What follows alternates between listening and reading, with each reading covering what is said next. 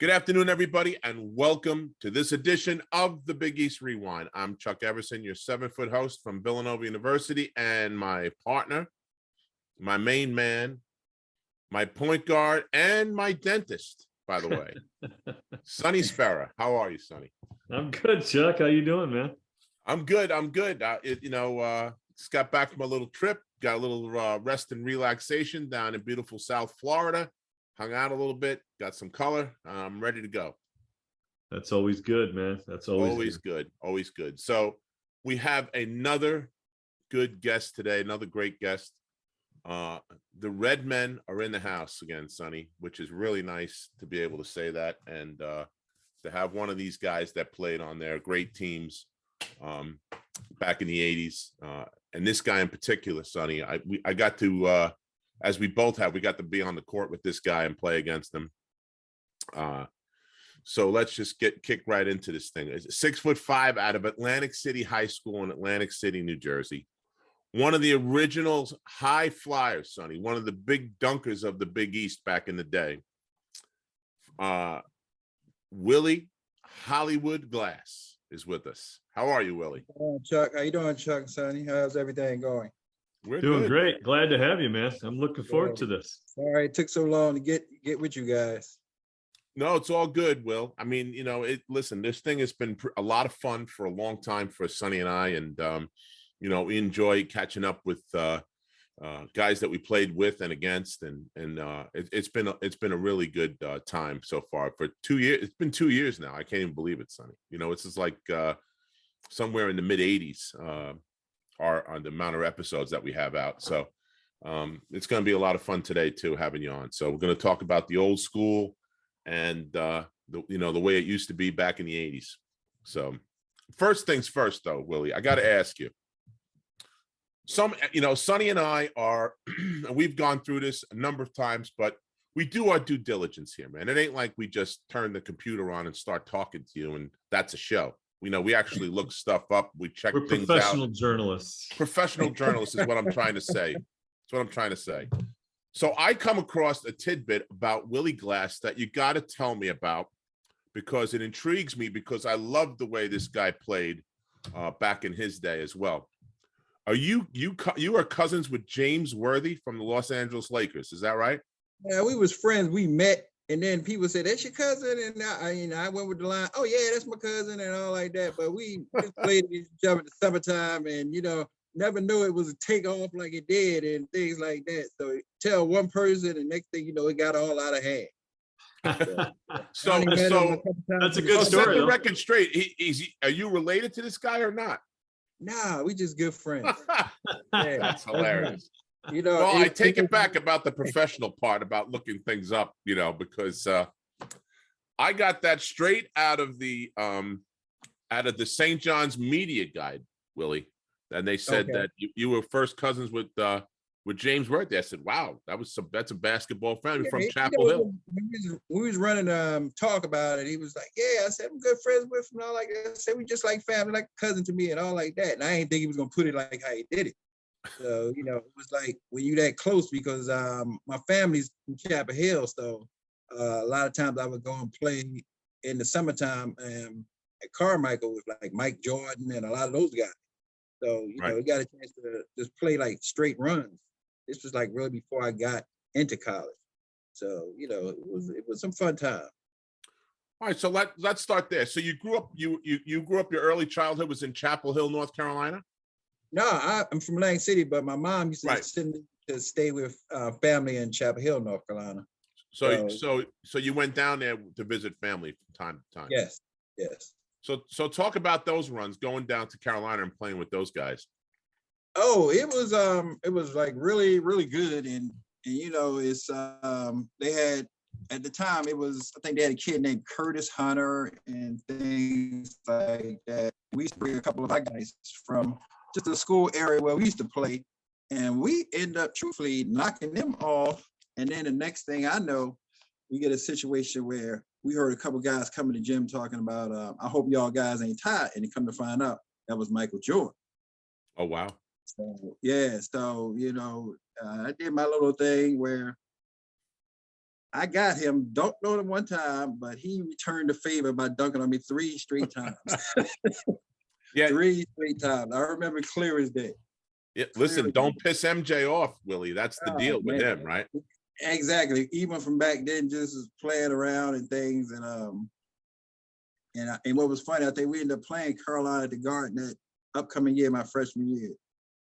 I'm surprised he didn't mention it in the Last Dance, you know, like this guy dunked on me, I got him back. No, he got me 3 times, not 1, not 2, but 3 times. Wow. So Sonny had the good fortune of guarding Michael Jordan in his yes, I did. At the Dome. He got in to check Michael and held him scoreless. Scoreless. That's really good. Yeah, but he only played him for 2 minutes. But other than that, though, he did, he held him in check. Just like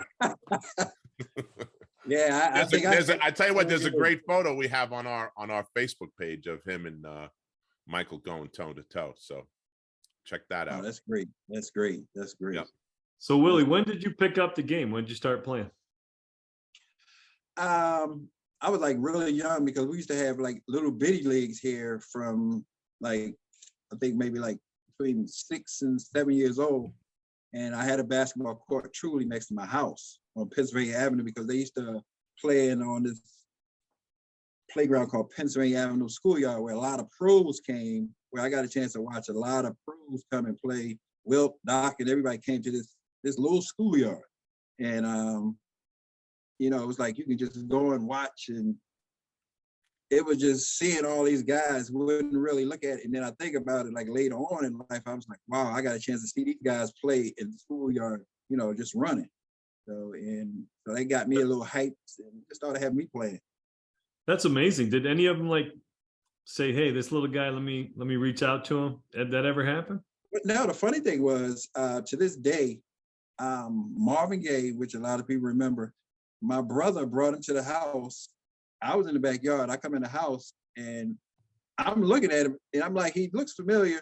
My brother he didn't recognize him. Now he's younger than I am. And he was like, oh, he wanted to get some water. So he took him water and then he asked, who was that picture up on the wall? He said, that's my mom. And he autographed that picture. And to this day, we still have the picture. We have Marvin Gaye. And he was down at the park playing ball with you guys? He was down and playing basketball on Pennsylvania Avenue. Holy cow. So what kind of lineup was that? You had Wilt Chamberlain, Marvin Gaye, and Julius Erving all playing on the same court. Yeah, Gene Hudgens, a guy named Gene Hudgens was one of the main players around here. He was also playing. So it was like, when you're a little kid, you just seeing these big guys play. And you're like, wow. And this was just outside. It's not even indoors. This was outside. So, it was kind of kept you focused at a young age, seeing all these guys. So made you want to go out there and try to do your own little thing. I would think, yeah. I mean, if that's what you can set your measuring stick against. Oh man! Wow. Yes, maybe that's how you got your hop so early, huh? Well, that was some working out on the beach and jogging. And my mom got me really started in that. He said, "Make your legs strong. You jog on the beach with that, run not the wet sand, the blue sand." And really, so I got my son doing that now. I never even heard of that. Yeah, wow.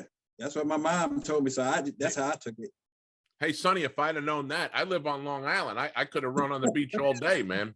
I still couldn't jump like you, Willie. Well, that at least explains why I couldn't get off the floor. There's no beaches. There's no beaches up in Binghamton, buddy. Ain't no sand up here. You can run by the lake. That's it.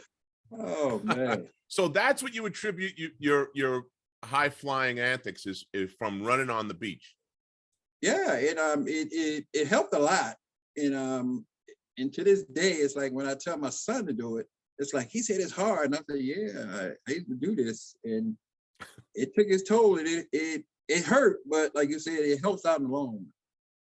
Yeah. Yeah, you not only could jump, but you had an explosiveness to the way you jumped. You get up quicker than anybody I've seen. And you were my height. You were 6'5", man. You got up like, whoa. Yeah. So I think that kind of helped a lot. And I used to have a couple of teammates. We used to do workout, and one of the friends of mine, a kid named Ralph Talley, he was All-American at Norfolk State. Me and him used to run up on the beach. So, it it turned out pretty good with both of us. Wow. So you're playing at Atlantic City High School, right? And talk about your recruitment. Who was big into your recruitment? Who was after you? Who was chasing you down? Now the funny thing is, my idol at the time was a guy named Al Wood who played at the University of North Carolina, and Okay. he was the one right before Michael Jordan came in, and that's what made me get the number 30, because it's like I just liked his game, and so I just try to kind of be like him, and it's like the way he was just a quiet guy and did what he was supposed to do on the defensive end and on the offensive end, and I looked at him as like the idol, really. And then you got people like Dr. J. Definitely, you wanted to fly like him. I think everybody wanted to fly like Dr. J.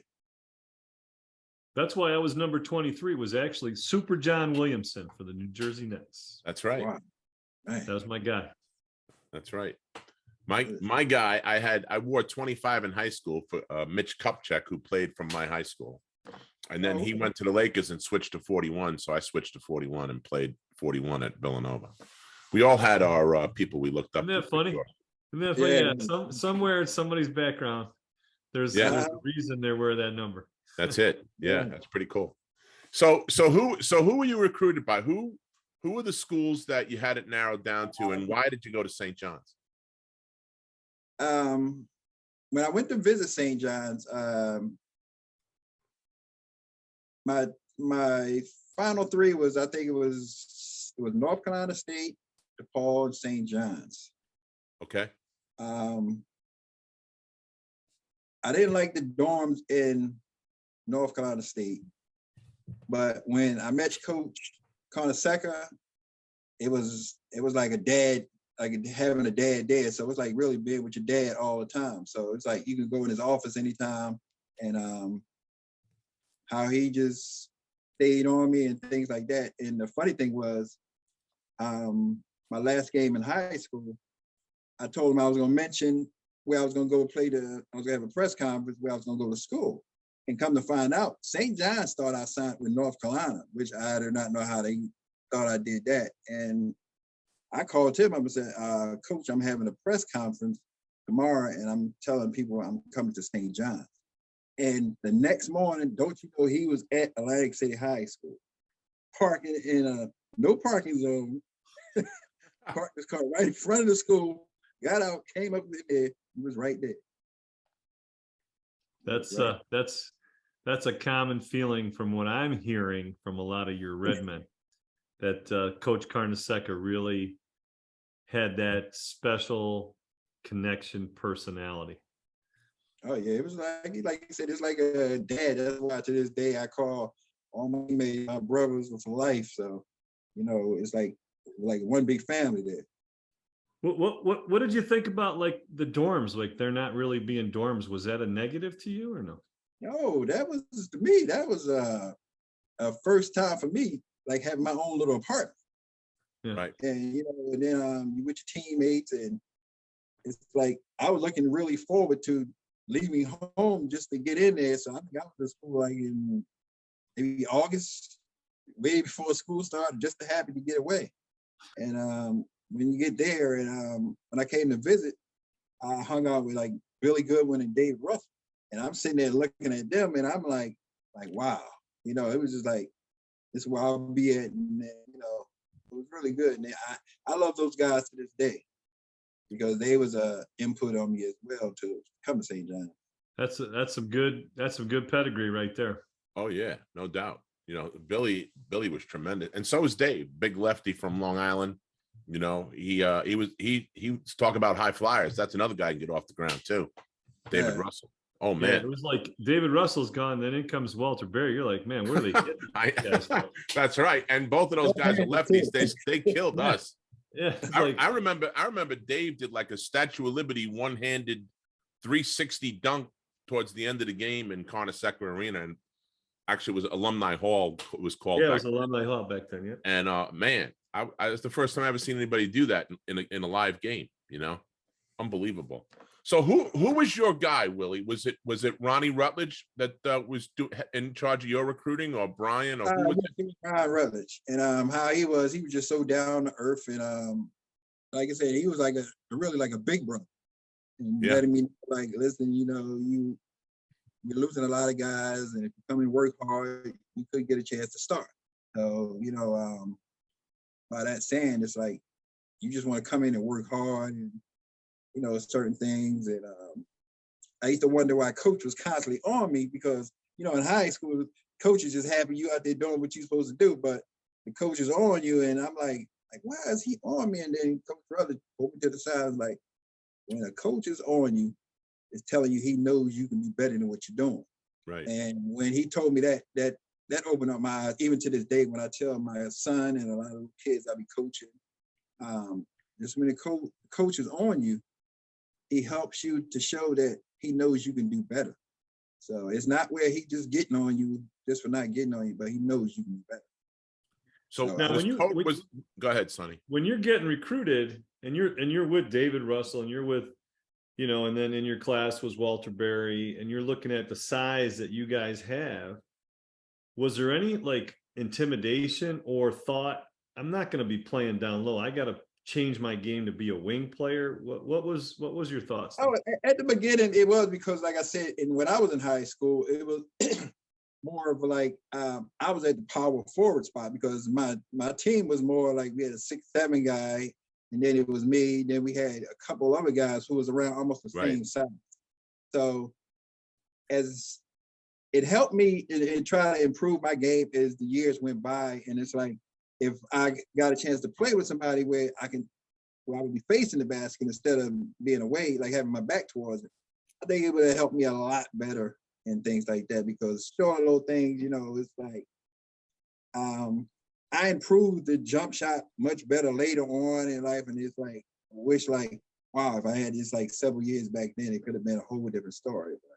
But I don't get mad. There'd be times I used to look at some of the players I played against, and I would look at them in the league and was like, oh, I used to destroy him or this and that. But it's like, I looked at it where I'm blessed to be doing something else, and the thing about it, I have no complaints. Did they recruit you at the 4 spot or the 3 spot, or what was the plan? What were they telling you?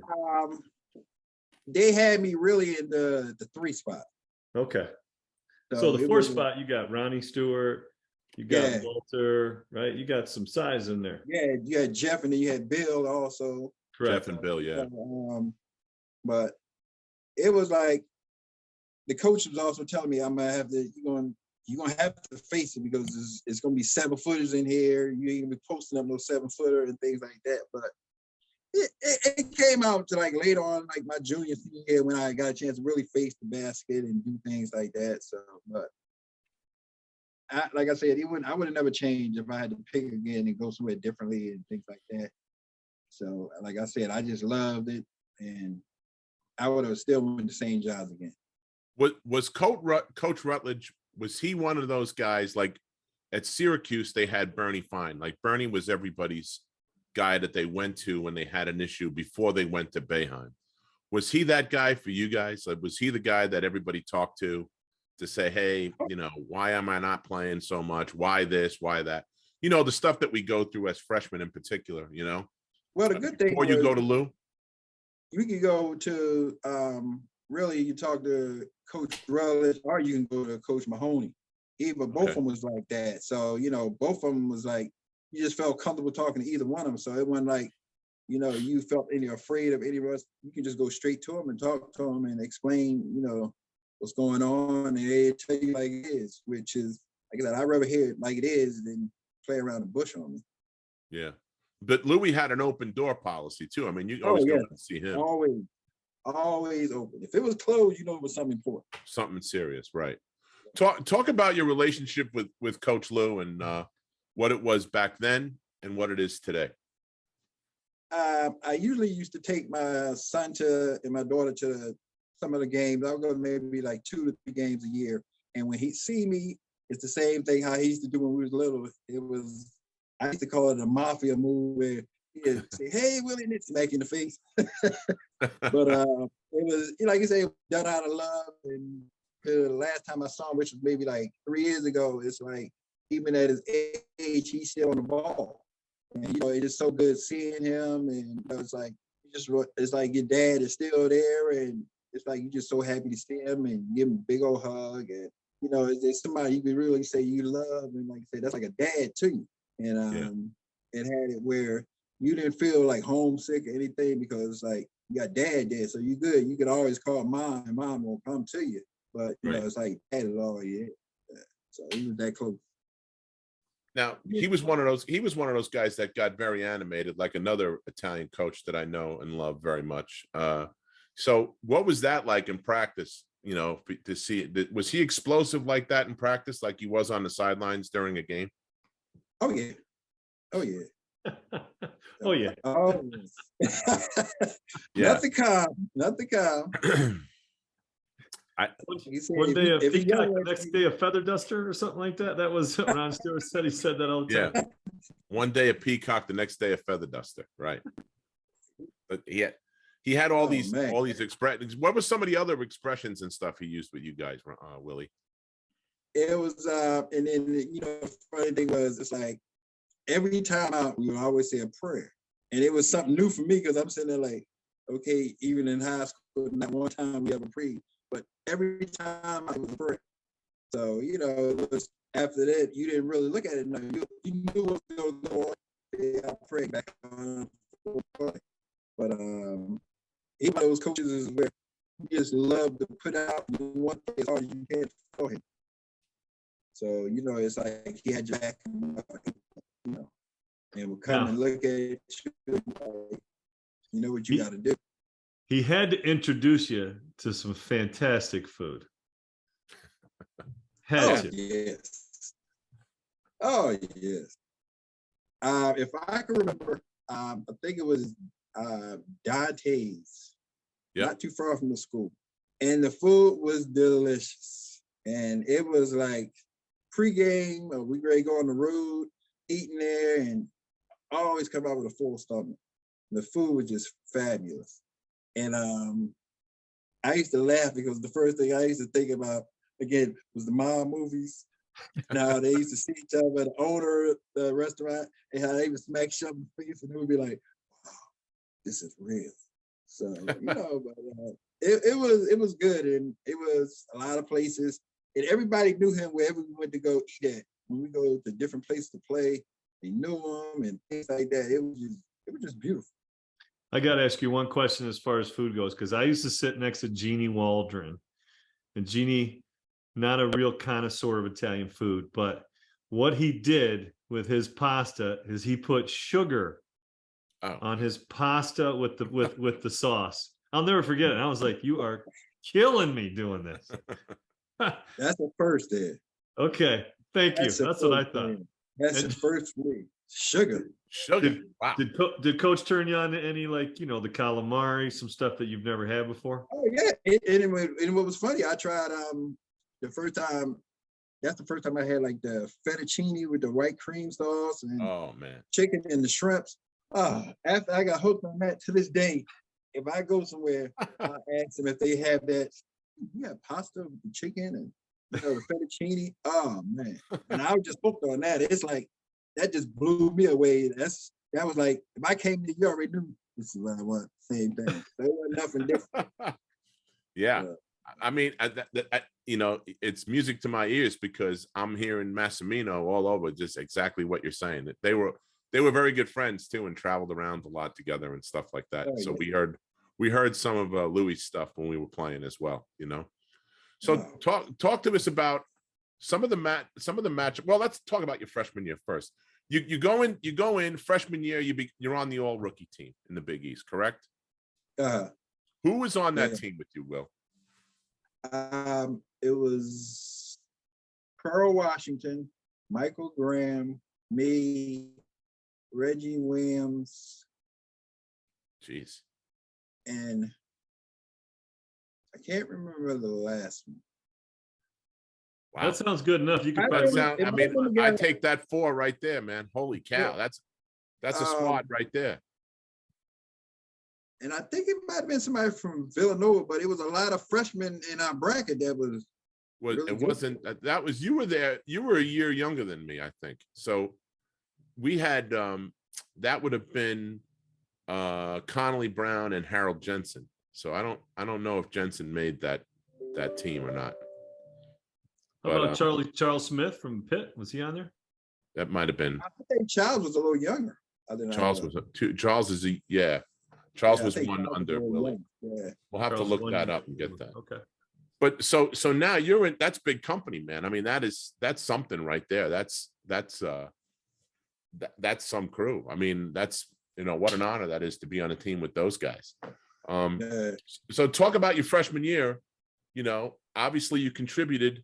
To make the all rookie team. It's not like you were getting no run. Talk about that and talk about some of the matchups with those guys. Well, it's, in the conference, it's like it was a battle every night. It didn't matter who you played. It's like you can go be coming in guarding Raphael Addison of Syracuse. Yeah. Reggie Williams, Georgetown. Yeah. You got like Gary Massey and stuff from Villanova and things like that. That's a real good friend of mine. And you had players from like Providence, Pop Lewis. Then you had like Demetrius Gore from Pitt. Yep. Yeah. And then like you said, Andre McLeod from Villanova.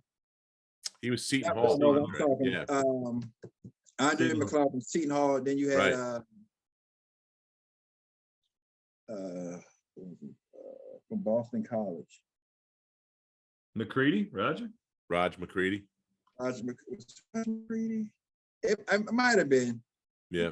Jay Murphy. Who gave you the most problems personally? On your matchup.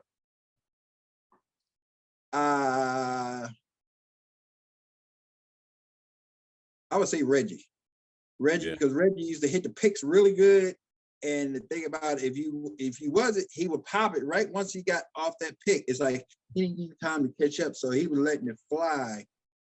And the thing about it, he moves well without the ball. So it's like, you don't want to take your eye off him and things. And I also played against Reggie Miller 4 years. But I can I consider guarding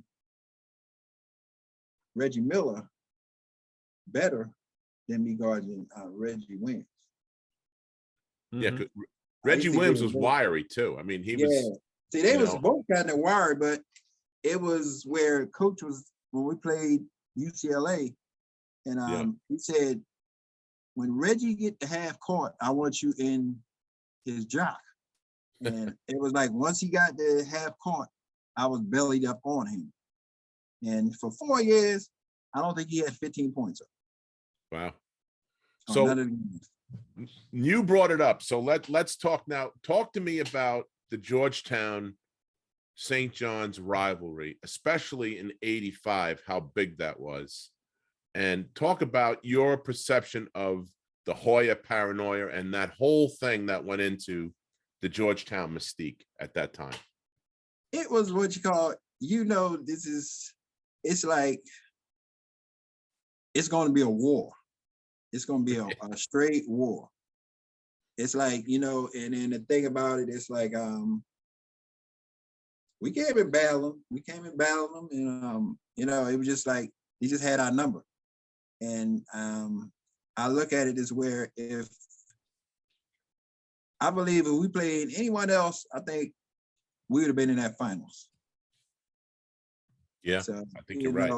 But that tells you how strong the Big East was, because you remember Boston College was maybe a game away from being close themselves. So that would have been something, because they lost to Memphis State. Yeah, at the buzzer. That tells you how strong the conference was. They're just in different brackets and just winning. So talk about their mystique, and did that get to you guys at all? Like with their, you had three really. What'd you play them 3 or 4 times, right? 4. You played them once in the Big East, Yeah. and then in the Final Four. So 4 times, you know, it made for a must-see TV. Every time you guys took the floor with those guys, that was a game, because at that time you were either ranked number 1 or number 2 in the country, as was Georgetown.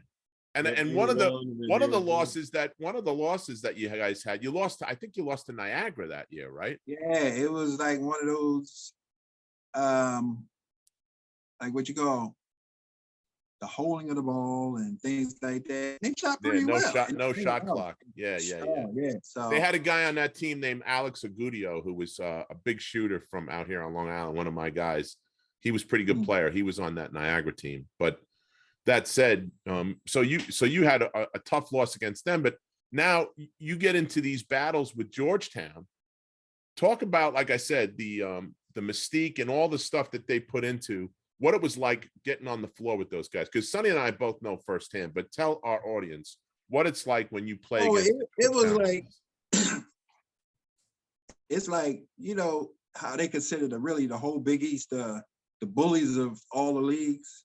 Yes. So it was like, all right, which bully's gonna pull this one out today? Because it's like nobody's backing down from nobody. That's the thing which I think made it a very good game too, because nobody's backing down. It was like, you know how like some places you can go, you can kind of intimidate them, but when they see you not backing down, and I think that's what gave the respect for each of us, because they see none of us was backing down, and it was like, you know, you bump us, we're gonna bump you back, and you know, it was just one of those games. So it's like, you know, if it was something gonna happen, it's gonna happen on the floor, and it was just wide open. And it just, like you said, it's like bullies, like somebody's gonna get knocked out this game or things like that. So it's like, you know, but nobody's backing down. Like, yeah, oh, here we go. Oh my God, it's Georgetown. No, it was like a battle. Now I got to ask you, that was the year where we had the run with the sweater, correct? Oh yes. So talk about in the Garden. You guys come out. Lou looks over, and here comes John Thompson, takes off his coat. He's got the sweater. It was when we warming up, and everybody started yelling and laughing. And then next thing you know, we turned around. Coach Thompson, rest his soul, has a T-shirt on, because they started selling T-shirts of his sweater. So, you know, this was at the beginning of the game. And you remember what happened at halftime? Coach Carnesecca came out with a whole bunch of towels taped to his shoulder, dragging on the ground. So it was like, you know, it was like good friends and respect for one another, but when it was time to go on the court, it was a war. Right. You know, I heard Coach didn't care too much for that. Coach Carnesecca. No. You know, Billy Winnington, we had Bill Winnington on, and he told us that a lot of times, like, Coach never changed the game plan at halftime. He just said, stick with what's going on to see, you know, it's particularly in the Final Four game that you guys played against Georgetown. You know, you had a tough time getting Chris the ball. You had a tough time getting Walter the ball. And talk about that game for a minute. I know that's painful for you, but talk about that game for a minute. You know, I think we should have, how I look at it now, it's like, I think it should have kind of opened up a little bit more, because I think once it would open it up more and things like that, where it would have took some pressure off Chris, because it's like, you know, Chris may have been feeling he has to do this, he has to do that. And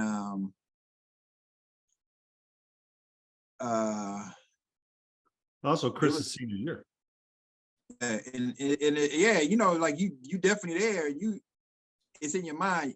You playing harder than, you know, and then sometimes you may force some things because you have it in your urge, you know, and I think that's what kind of really turned it around.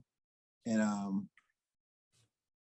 well, I think it should have been maybe a little bit more open, try to open it up a little bit, you know, to clear it out, because if they say, all right, we're gonna just hawk him, and you still like you bypassing something because you're trying to force him the ball instead of maybe make a move or challenge or go inside to challenge somebody. So, you know, it's like you think about, look at it now, it's like you wish you could go back and change things around, but the thing is, like you say, you learn from little things like that to like, okay, situation like this, we can't do this again. Right. Well, it seemed to everybody, Will, that you guys had our number. We had Georgetown's number, and Georgetown had your number. You know, Yeah, that I seemed to told be. some people that they was like, huh? I was like, it was like we played them. It's like the matchups were so differently compared to one another, and like it's like everybody had a number and things like that, but it was like never really like a blowout or something like that. It was Right. where you had each other's number, and I look at it like, okay, how they beat us before, we maybe have to change something around to if we want to get the win, because it's like I think the first time we played them a little different way, it would a little bit open up more. Now, And the that's first time you played them, Willie, did you guys win that game? You guys won the first one. Yeah, we beat them in Washington. Right. Okay. Yeah. And it was a little bit more open up and things like that. So. Yeah. And then they beat you at the Garden, and then yeah. Well, I tell you what, I've never had all our guys, listen, Ron Stewart's my guy. Okay. I would love to have seen Ron in the Final Four, but if we had to play you guys in the Final Four, it might have been a different outcome. I mean, we had a tough time guarding Chris and Walter in particular. I don't know if it was because of the stuff that you guys ran or because of the left-handed, that they're both lefties. We had a tough time with lefties, but it seemed like you guys had our number, man. I mean, you guys beat us 3 times that year. And the funny thing was, we lost George 3 times, so it was like each of us had each other's number. So it was like, things happen for a reason. Yeah. So if it was a bracket or something like that, yeah. So. Yeah, I mean, what when you were game planning for us, what would Coach talk about? Do you remember? Like you said, you had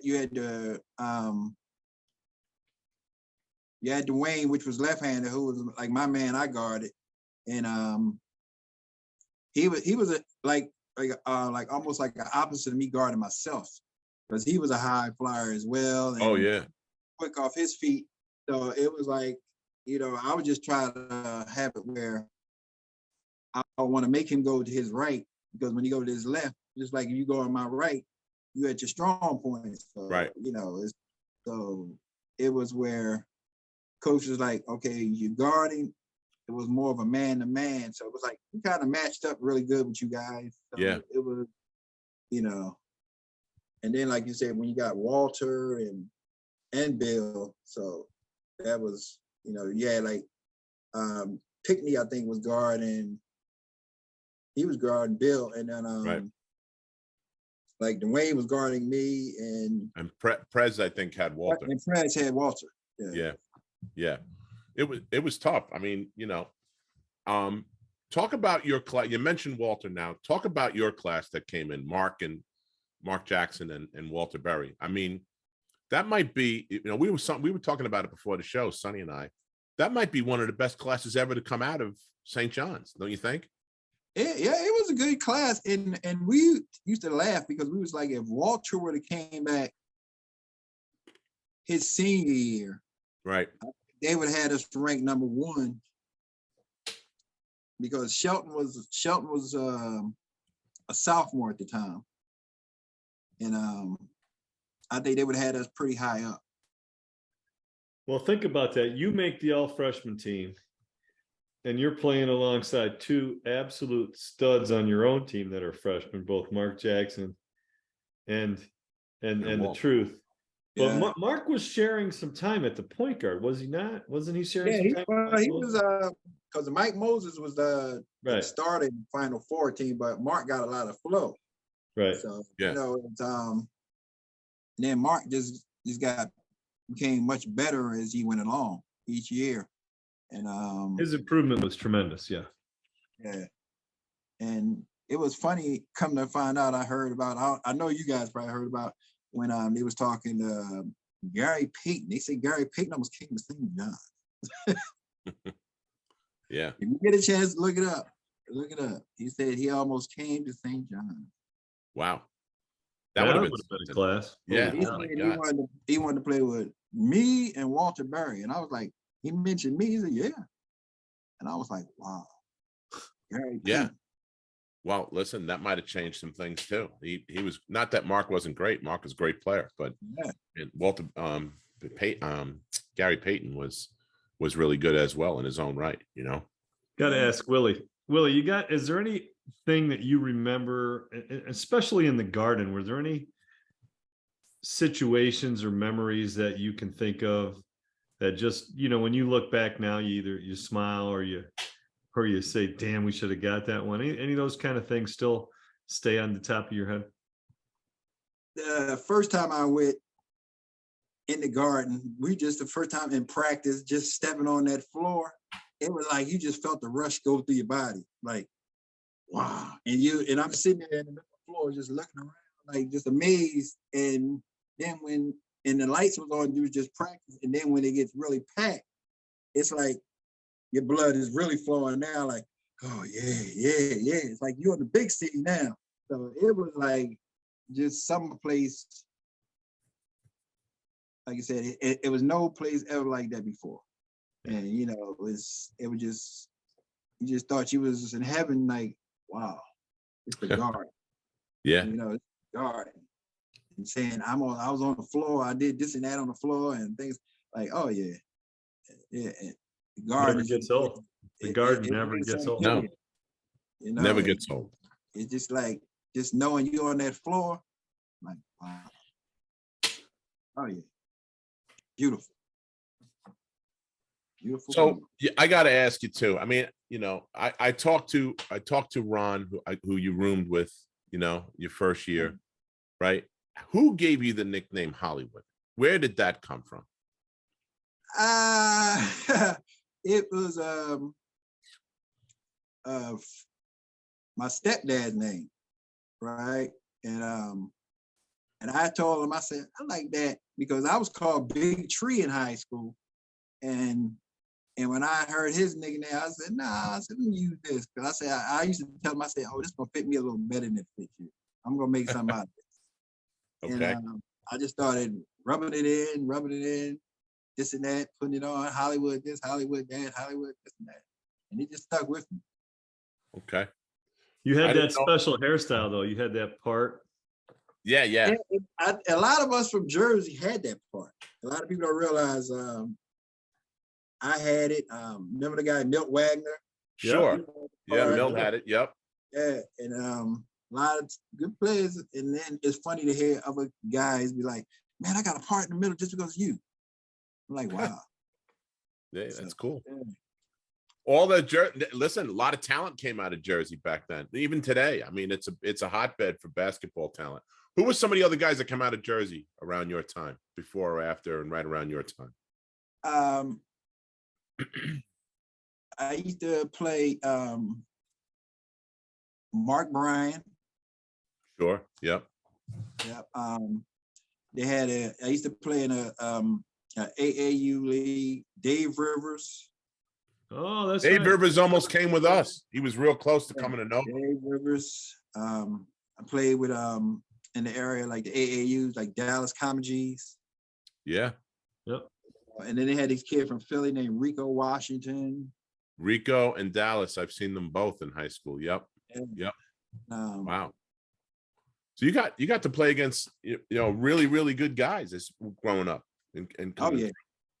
Dr. J, Wilt on top of that. I mean, Dr. J and Wilt. Yeah, holy cow. Doesn't get any better than that. Just saying, and it's funny in a playground, and it was like, you just amazed because funny thing was the out of bounds line to the fence was maybe 3 feet. So it'd been a lot of times if you got knocked in, you would hit the fence.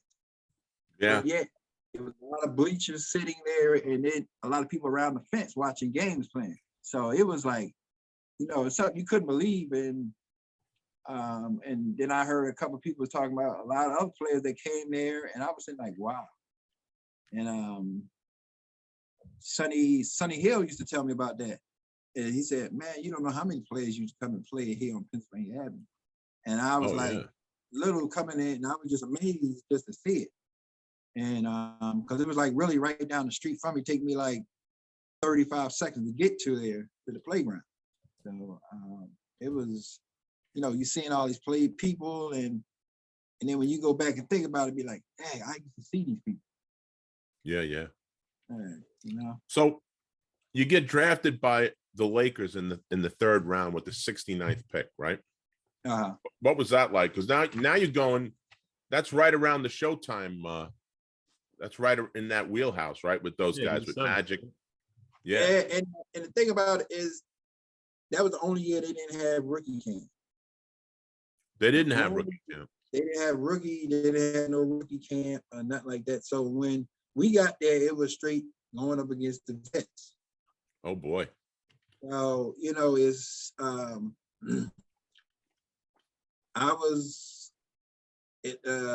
funny thing is, the teammate of mine from high school, Ralph Talley, he was the next pick in the fourth round from my hometown. They got picked up by the Lakers at the same time. So we both was out there.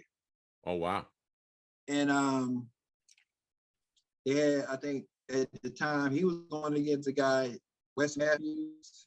It was right. Was it Wes Matthews? Yeah. And then I was going against a guy named Jeff Lamp and things like that. So they said you have to battle this guy. You didn't have to play your quote unquote cousin. James Worthy was still out there. I'm gonna tell you something. I did not think, when we was running in the runs, I didn't think he was that fast. I've never seen a guy that 6'9", that much quickness he had. Couldn't believe it. Couldn't believe it. It's like when we used to do the sprints full court, I would win. But seeing a person 6'9" get up and down the court, giving you a rough time to sitting there like, wow. Mm-hmm. So it's Well, think about it, Will. I mean, if you got Magic Johnson leading the break, I'd run fast too if I thought I was going to get the ball on the other end. Oh yeah. Now he used to tell, straight up, he said, listen, I'm gonna tell you right now, the ball, I just need you to run. Yeah. I just need you to, I ain't gonna look at you, I see you. He said, have your hands ready and all that. And so the good thing about it is, like, when you have a person like Mark Jackson while you're in college, he's doing like the same thing. So you're kind of prepared. It's like, right. I ain't looking, just be ready. So when you running, you get wild, I see you. I'm not gonna look at you. I'm gonna get it to you. So it was, like I said, I wasn't with there long. I got a chance to play a few exhibition games, and I got a chance to play against Walter Davis. Also a North Carolina guy. Who played, I think he was at Phoenix. Phoenix Suns, yep. Yeah. Phoenix Suns for a while. Yeah. So yeah, I got a chance to play against him, and it was a few of them, but it was just the idea, just being there. And when they told me they had to release me, and I said, you need to go back and get a little better and things. I didn't come back to Atlantic City. I ended up going to North Carolina because my mom moved to North Carolina. So I felt I let my whole town down. So I didn't come back to Atlantic City for about 4 months. And I just stayed in North Carolina with my mom. Yeah, and it was people calling for me to go overseas to play. And I ended up going, excuse me, going to play overseas in like after the Christmas holidays. But it was a place that wanted me to come play overseas right then and there. It was like I ain't want nobody to talk to nobody really. Yeah, I get that. I mean, everybody in the neighborhood it looks at you a little differently, and then when it doesn't work out the way everybody would like it to work out, like it did for a lot of us, that's got to be tough. How'd you deal with that? Yeah, like I said, it was tough, but the thing is, like, when you get back home, it's like people were still looking at you like proud of you and things like, well, you should have been there, blah, blah, blah, this guy, blah, blah, blah. So it's kind of, like making you feel a little better and things like that. And, yeah, that's cool. It was something, you know, you live with, and you know, you say to yourself, you don't downgrade nobody like, oh, I'm way better than this guy. It was nothing never like that. It was just like, you know, it was like my mom said, baby, it was something meant for you to do something else. You know? Yeah, right.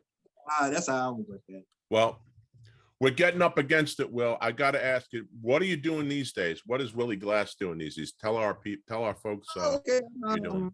I'm an inspector in a city of Atlantic City, and it's something I enjoy.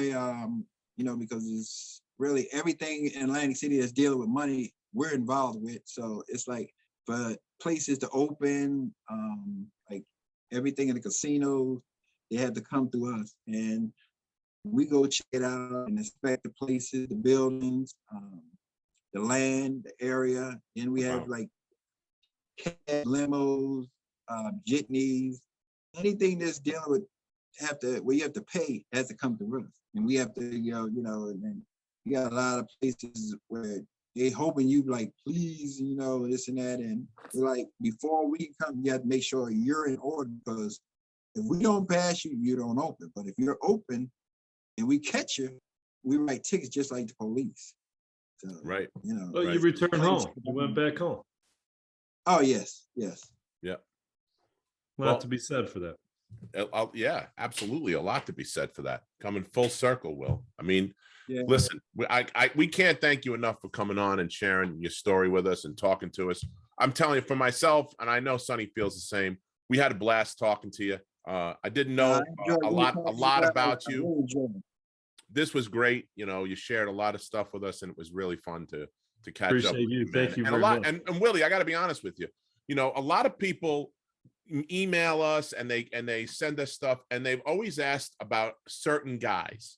And you're one of the guys that everybody asks about. You know, have you heard from Willie Glass? Can you call Willie Glass? Can you get Willie on? Can you get Willie on? So thank you for myself, Sonny, and all of our listeners here at the Big all our East listeners. Rewind, That's right. Yep. for coming on the show today. Chuck and Sonny, I appreciate it, and I really enjoyed you guys. And like I say, definitely keep up what you're doing, because it's real good. There's a lot of times I get a chance to go look at some of the old players, and I'm like, oh, they got a lot of gray hair now. Yeah, I know. So does Sonny. I don't see any gray hair over there, Willie. Let me tell you that much. Well, hang out for a second with us. Let me just finish this up for us. You've been listening to the Big East Rewind with Chuck Everson and Sonny Sparrow. The Big East Rewind was produced and directed by Nick Chico Chorus and Daryl Gurney. You can check us out on all things social media by putting Big East Rewind in the search bar, YouTube, and wherever you get your podcasts. We ask you that you subscribe, like, and share it with your friends. Thanks for joining us, and have a great night. Thanks, everybody.